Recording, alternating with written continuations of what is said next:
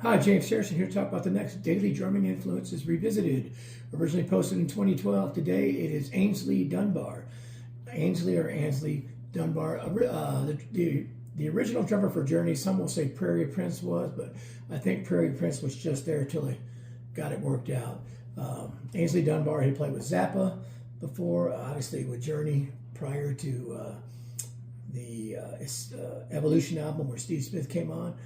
He played with Jefferson Starship, and then he played, a lot of people don't realize he played on the Whitesnake album with Still the Night, and Here I Go Again and all that. A lot of people think it's Tommy Aldridge. It's not. It's Ainsley Dunbar.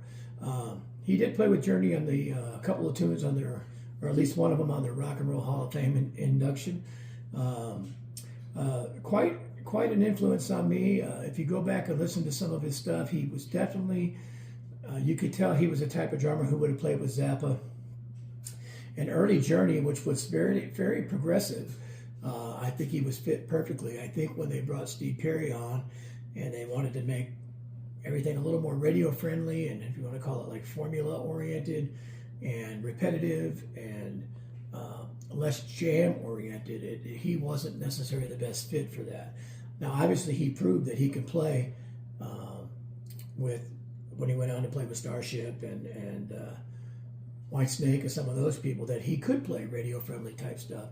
I just don't think that he liked doing it, especially on touring. And I think that was part of the reason that, I don't know if he left or was fired or whatever, but I know when Journey started, it was Ross Valerie and Neil Schon and Greg Rowley, and they had Prairie Prince play originally, but like I said, I don't think he did any recordings with them.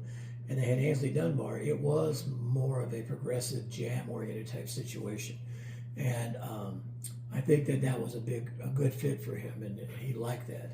And was pretty innovative with a lot of the stuff that he did. There's some, if you want to listen to early Journey, you could hear that, of course, and it's great. There's also a great live recording of Journey. I can't think of the name of it, but it's prior to them having Steve Perry in the band, and you can really hear some of the crazy directions and stuff they took with their progressive music.